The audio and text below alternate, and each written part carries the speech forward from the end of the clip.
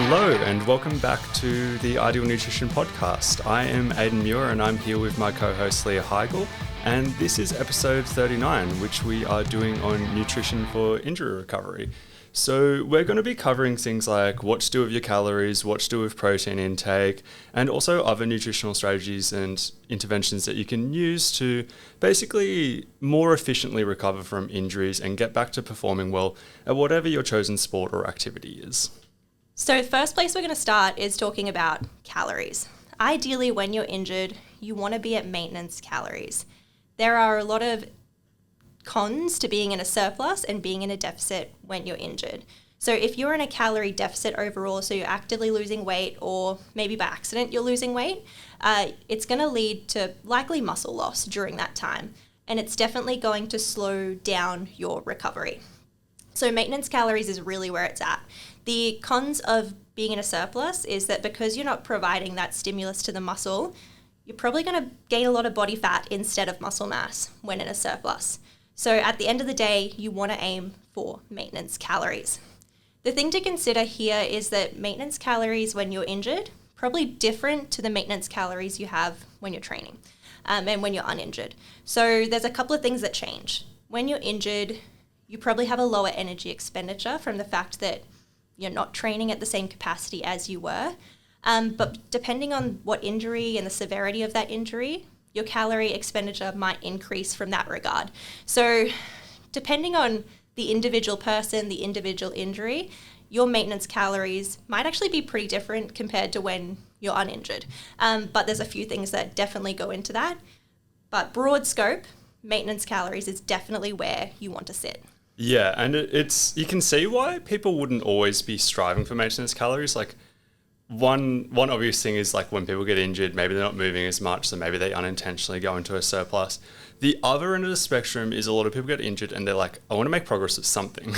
Yes, I see that all the time. Yeah. Like, I might as well cut weight. Yeah, might as well get lean now, so I'm making progress towards something. Yeah. But just like it's hard to recomp and build muscle and lose fat at the same time, the body is also pretty good at the other end of the spectrum of being like, if your weight's stable, it seems to be pretty good at holding on to muscle unless you're immobilized. Like if you're still getting some form of movement, it seems to be relatively good at holding on to muscle. Of course, if you're injured for a long time, there's going to be muscle loss. But if you go into a calorie deficit, it's going to speed that up. Yeah, and I think like in terms of the injury that you do have, if it's something like, you hurt your thumb, obviously that's not going to be a huge deal. You can probably do training and stuff and keep that where it is. But if you've got a long-term severe injury that's severely impacting your training, things are going to change. Yeah. And another thing on this topic that is interesting, we can't measure it as well, but like we know very clearly like rates of muscle growth when somebody's in a calorie surplus and stuff like that. But like, what if it's a tendon or ligament or any kind of injury like that? It's like the calories are still fuel for those to adapt and everything like that. That is part of why it speeds up the recovery too as well.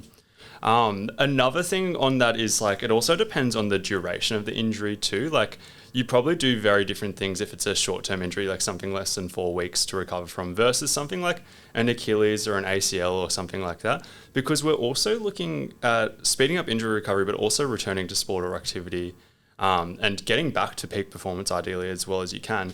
And oftentimes when I work with people who have like those long injuries like ACL or Achilles, we will still go through phases. Like we'll be focusing on making sure calories are relatively high, focusing on recovery and stuff like that. But what if they have a phase where they do gain some body fat during the process? Like we might still want to have a short calorie deficit phase somewhere in there if it is necessary based on what actually happens over that like 6 to 12 month kind of period too. The next thing we're going to be talking about is protein. So protein obviously becomes quite important as well while injured too. Just from that muscle mass perspective, like that's a big factor. We're trying to hold on to as much muscle as we can. Typically the range that like the current consensus on this for optimizing injury recovery is 1.6 to 2.5 grams per kilogram per day. So it's quite high. Like typically we're looking at, just for optimizing muscle growth, we're looking at a slightly lower range of 1.6 to 2.2. So it's even higher than that.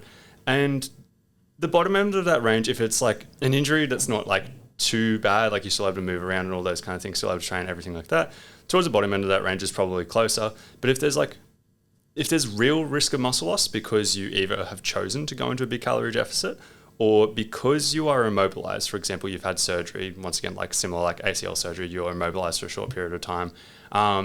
Muscle loss happens like crazy under immobilization situations. Like I've seen research on ACL tears where 20% loss of quad size within 2 weeks.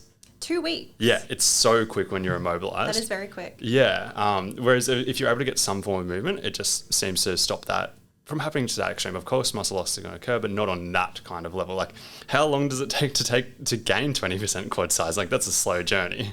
It would take you a really long time for 20% increase. So if we can slow down that loss and like decrease that significantly, it's going to help with that later stage rehab as well. So that's part of why that really high amount of protein can be relevant, like particularly while immobilized, because it could speed things up down the line because you just don't lose as much muscle to start off with.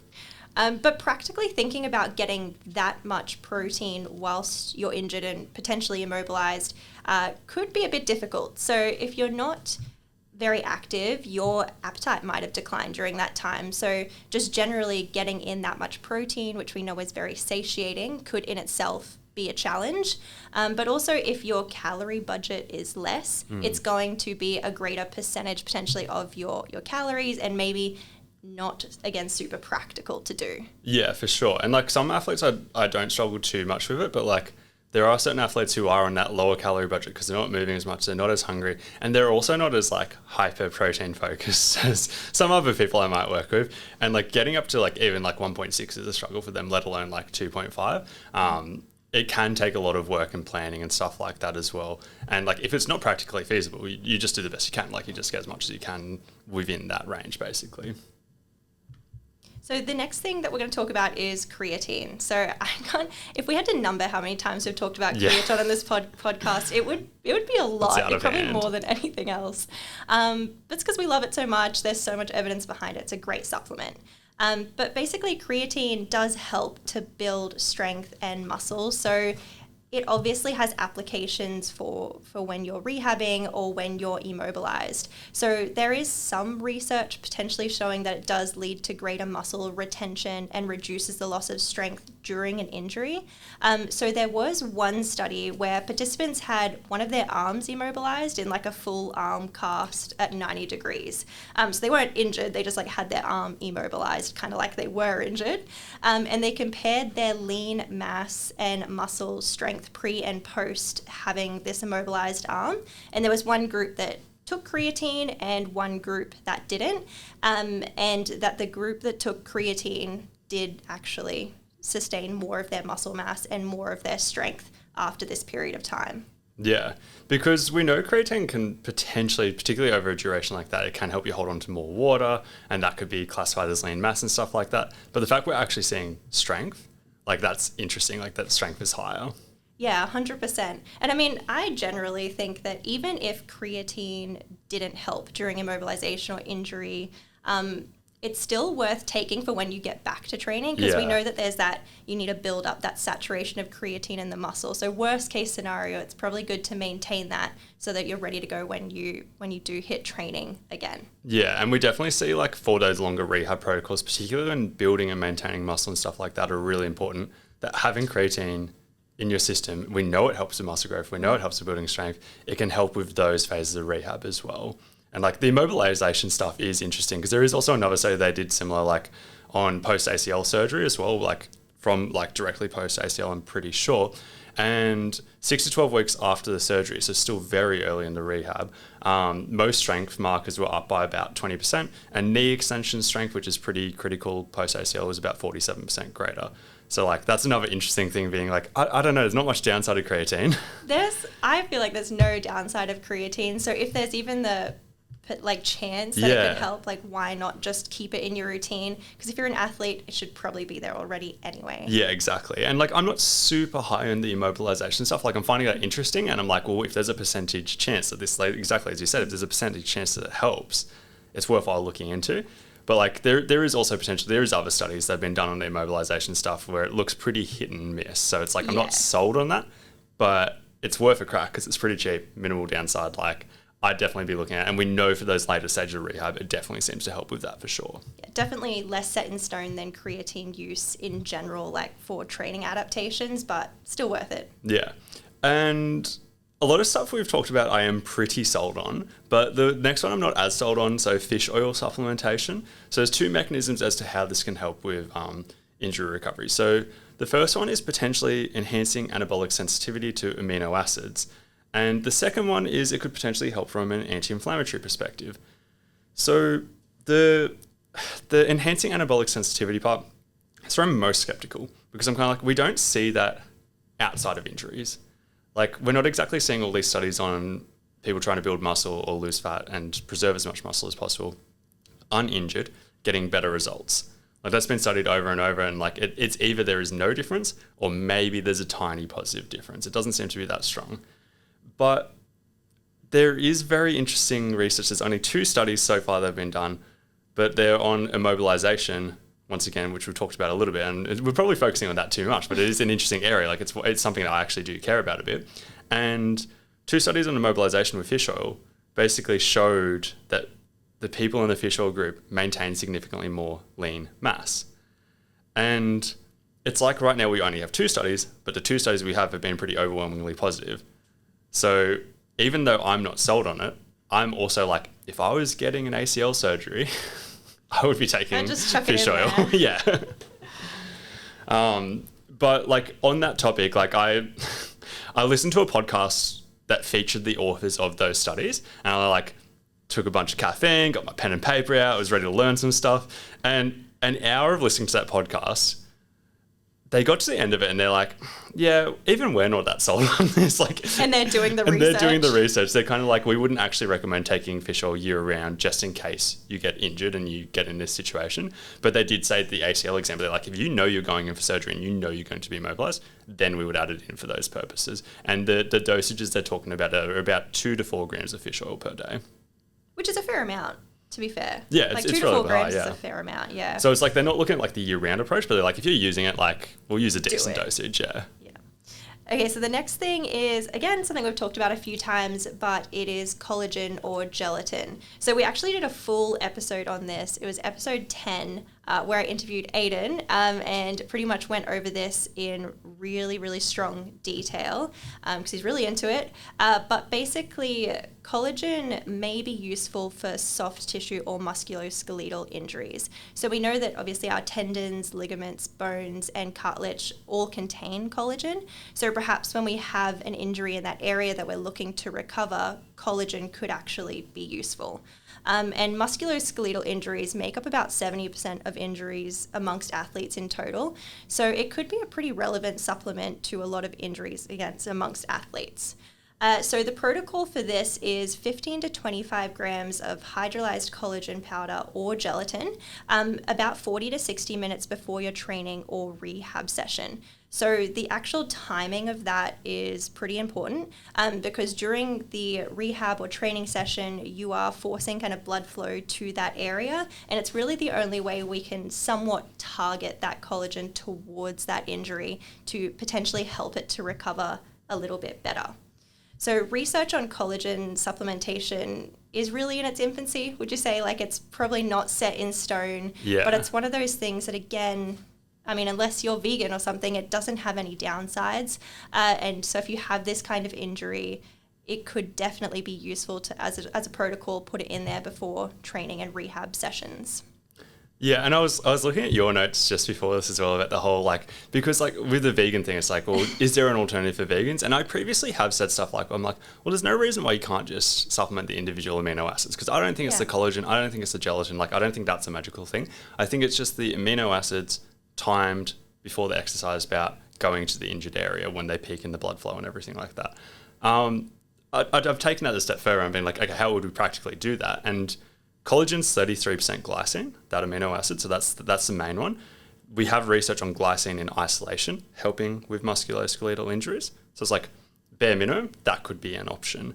But you could take it further and be like, well, it's also high in lysine and proline. And I'm like, is it easy to purchase these amino acids? That's the question I've always had. Yeah. And I've looked into it, and like, you can get glycine and lysine from bulk nutrients. They're really cheap. They're easy. Like a bag of glycine is like $13 or something like that. Super cheap. They don't sell proline, but I didn't have to look too hard. Like literally as I typed in like bulk supplements, it's a different thing. I think it's American. They sell proline, so it's like you can purchase those 3 amino acids.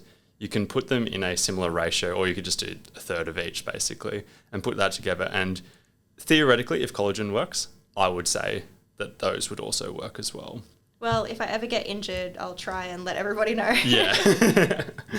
You'd have to find a way to make them taste good, because I don't know if you've ever had unflavoured amino acids. That's going to be quite the barrier for me. That's fair. But I'm sure there's a way. So the next one we're going to talk about is vitamin D and calcium. So both of these are particularly relevant if there is anything related to bone. So like stress fractures, for example, is a pretty common injury. But there's also applications for vitamin D outside of that. But like starting with the stress fractures, we know from an injury prevention standpoint that just supplementing vitamin D and calcium at a population level do help with increasing bone mineral density. Taking that a step further, it does seem like from the research I've seen that they also help improve fracture recovery. So if somebody had like a stress fracture in their foot or something like that, it could shave a little bit of time off that recovery as well, which is pretty good.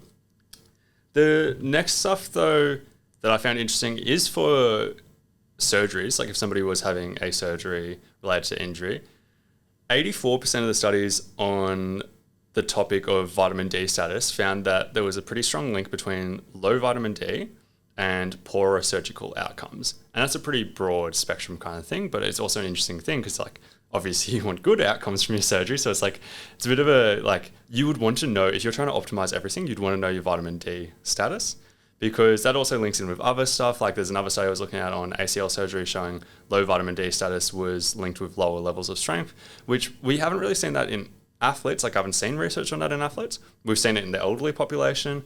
We've seen it in certain other areas where it's like, you can almost plot like vitamin D status alongside strength to a certain degree in some populations where they're not training at higher levels. But like 3 months post ACL surgery, you're not exactly training at a higher level. It kind of fits into that category too. So I'm not surprised by that. And then also the inflammation standpoint, I didn't touch on that too much with fish oil either, but vitamin D also reduces inflammation. The reason why I don't talk about that too much is just because it's like, we know that if you take anti-inflammatory stuff too far, maybe that has like issues with injuries as well. Like that, like it's a complex topic, but like we find that in other areas, not necessarily in nutrition, that like completely trying to get rid of inflammation might not be the best thing, because we know inflammation's involved in injury recovery too. But it's rare to see having a healthy diet or anything like that ever cause an issue. And I would put having good vitamin D status in the category of a healthy diet. Point. So I don't think it's too risky to have good vitamin D status, basically. Yeah, I guess you just can't take anything too far, because you can have too much vitamin D, but I think... it's hard to do, but you can. There's so many wins from having, like rectifying low vitamin D or vitamin D deficiency that this is just one of them, but there are a lot of wins involved in that. Yeah. So one of the final things we're going to touch on is a pretty basic one, but having an overall healthy diet. So with lots of fruits and veggies, making sure we get that good level of antioxidants and micronutrients in general.